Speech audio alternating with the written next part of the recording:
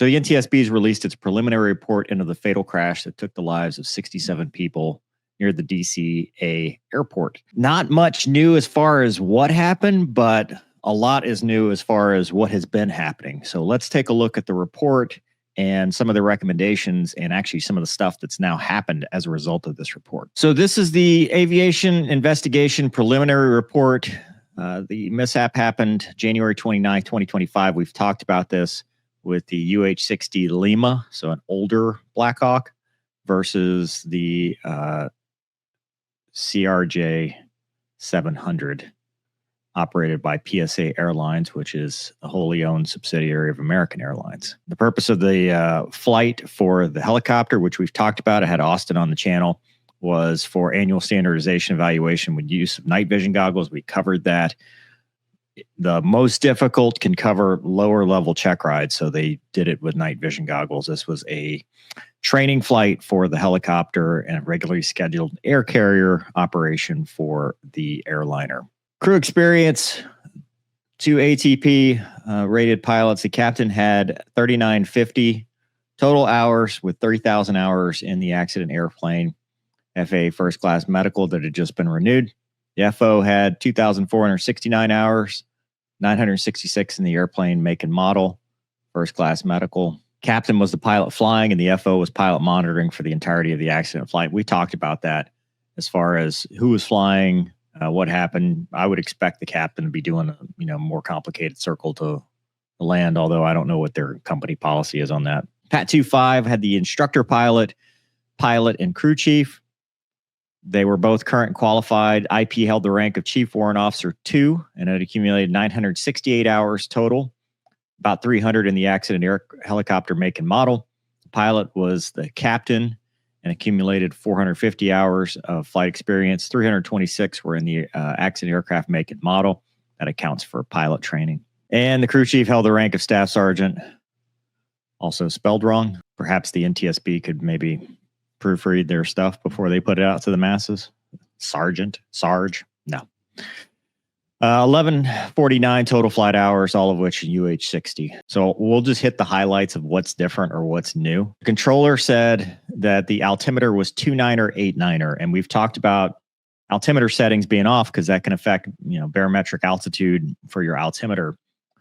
So we'll keep track of that as we go, but the current altimeter at the time was 29er, 89er. They correctly read it back, and then the crew conducted a change of control. The pilot became the pilot flying, and the IP became the pilot monitoring transmit on the radio. So there you go.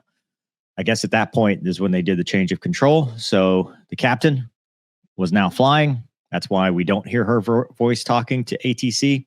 And the IP, the male voice that you hear, was the pilot monitoring. So here we get to the discrepancies of altitude.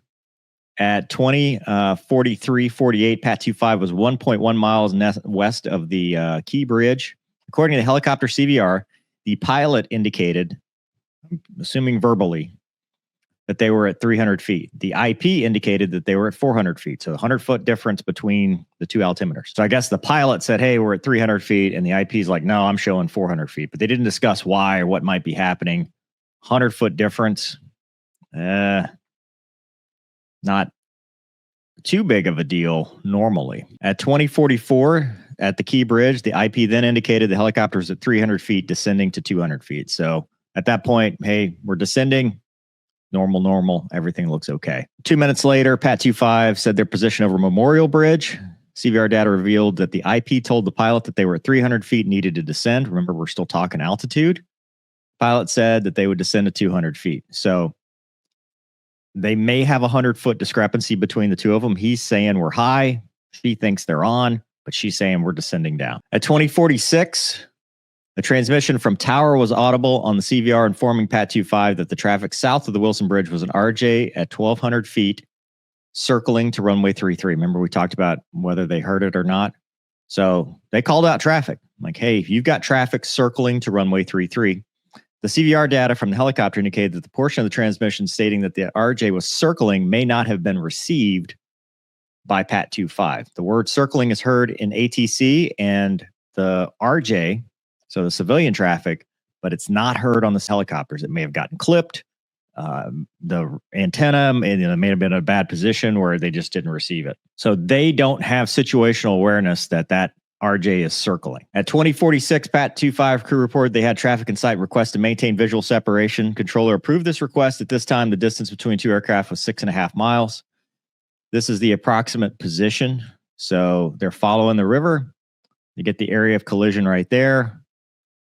5342 is just doing what they're supposed to be doing. At 2046, DCA Tower cleared the other jet traffic on runway 1 for immediate departure with no delay. So remember, we talked about that departing traffic. At 2047, 32 seconds prior to impact, Pat 25 crossed the southern tip of Haynes Point. And remember, Haynes Point is where typically they would just have them hold if there was runway 33 circle traffic. Remember, our previous guest discussed this. So that is typically where they would hold, is at Haynes Point. About 1 second later, 5342 began a left roll to turn to runway 33 for final. The airplane was at 516 feet and 133 knots. They received a 500-foot call. 20 seconds before impact, a radio transmission from tower was audible on both CVR asking Pat 25 if the RJ was in sight. A conflict alert was audible in the background. So ATC is getting some chimes there. Then at 2047, 5342 received a traffic call, which is a TA. Remember we said RA tells the aircraft to climb, descend, whatever. TA is just advisory.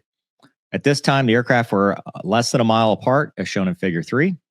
So they were right here to right here, between the two. So if, you don't want to Monday morning quarterback it, right? But if either aircraft had done anything at this point, we wouldn't be having this discussion. Whether they go around, whether they, turn, anything at this point would have saved, including holding at Haynes Point. 2047-42, 17 seconds prior to impact, a radio transmission from the tower was audible on both CVRs, directing Pat 25 to pass behind the RJ. CVR data from the helicopter indicated the portion of transmission that stated pass behind thee may not have been received. So what would the call have been? Just the RJ? As the crew was stepped on by a 0.8 second mic keying. In response, the crew indicated traffic was in sight and requested visual separation, which tower was approved, which we assume they were looking at traffic over here, not over here. So they're looking straight ahead of them versus off to their left where they should have been looking. CVR data indicated that following this transmission, the IP told the pilot they believed ATC was asking for the helicopter to move left toward the east bank of the Potomac. That would have prevented this mishap. If they had been over the east bank of the Potomac, right here, this doesn't happen. Probably. I mean, it's hard to say definitively. At 7 seconds before impact, flight 5342 rolled out on final approach. The airplane was at 344 feet, 143 knots. 1 second prior to impact, 5342 began to increase its pitch. FDR data showed the airplane's elevators were deflection. Now that's when they saw it and were trying to do a last ditch, just save the aircraft. And it's very, very, very sad. Hard to think about. Controller issued a landing clearance to another airplane during this transmission. Audible reaction should be heard from the other tower controllers as they observed the collision, which occurred at 2047-59. Jesus. FTR indicated the last recorded altitude was 313 feet, 2 seconds before a collision. So probably a little lower than that because 2 seconds you have at a set rate 448 feet a minute. Probably do that math. Pat 25's FDR indicated the radar altimeter was 278 feet. So that's probably the difference. So that's probably where they hit. Had been steady for the previous 5 seconds. Helicopter's pitch at the time was 5 half degree nose up and 1.6. We're going to talk about this here in a little bit, but 75 feet is the allowable error for a barometric altimeter. Like you could be at 200 feet indicated and actually be at 275 feet based on the allowable error. So, that's 3 feet off. Like we don't fly tolerances that tight. NTSB obtained video recordings from several sources that showed the collision between the aircraft and their descent to the water. Preliminary review of the videos revealed that the airplane's left and right wing nav lights, left wing, right wing, and tail anti-collision lights, nose, right wing, and left wing landing lights, as well as the upper and lower beacon lights were all illuminated. Further, the helicopter's lower fuselage and aft anti-collision strobe lights were all illuminated before the collision. None of the airplane's lights use LED technology, which we've talked about. You can't see LEDs under NVG, so that's been debunked. They should have been able to see them under NVGs. They were just looking probably the wrong direction. Pat 25 had the Goodrich Integrated Vehicle Health Management Unit, which incorporated a multi-purpose flight recorder, cockpit voice, and flight data recorder. Combined recorder was recovered by Metro PD, Transport NTSB. Cockpit voice recording contained about 2 hours of excellent audio. Captured the entirety of the accident flight, contained about 70 data points. By design, it does not record date information, time information, or helicopter GPS position. That's because if you get captured or something, more than likely. It revealed that the air data source for a parameter listed in provided documentation as barometric altitude was actually a recording of pressure altitude. Review of the recorded pressure altitude values revealed that they were inconsistent with other available data, and the pressure altitude parameter was declared invalid. Remember, we talked about they couldn't figure out the discrepancy between all the altitudes? Well, this is why. Further work will determine that if the invalid data for pressure altitude was limited to only what was recorded or whether it may have affected other helicopter systems. So that's what they're going to look into because it doesn't really make sense. So for tower positions, they have 5 open tower positions: local control, ground control, clearance delivery, local control, and operations supervisor. Helicopter control and local control positions were combined at 1540 on the day of the accident, and the flight data and clearance delivery positions were combined. They were short-manned. Flight 5342 was talking to tower via 119.1. Pat 25 was on 134.35, different frequencies. They weren't talking on the same frequency. Because they were on different frequencies, they never heard each other.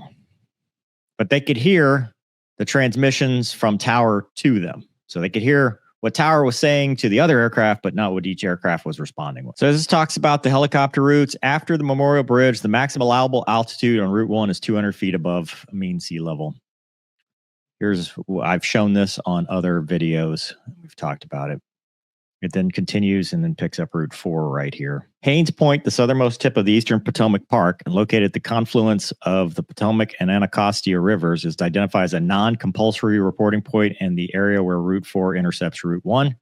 Route 4 then continues south to the Woodrow Wilson Bridge. So Haynes Point right there.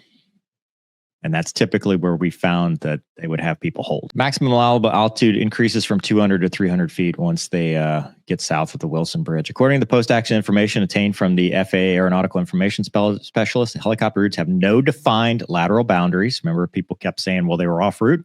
As our guest said, they have no defined lateral boundaries and are drawn to depict linear paths along defined surface features in a manner legible to flight crews. Any applicable altitude and lateral distance restrictions are typically documented in the chart specifications or in warning boxes displayed on the chart. So as far as the damage, airplane sustained extensive water damage on the structure, but it did have 2 areas of damage noted. Right side aft wing to body fairing, puncture in the right side of fairing about 10 inches, slash to the lower surface where the rotor blades and the tail rotor embedded in the other aircraft.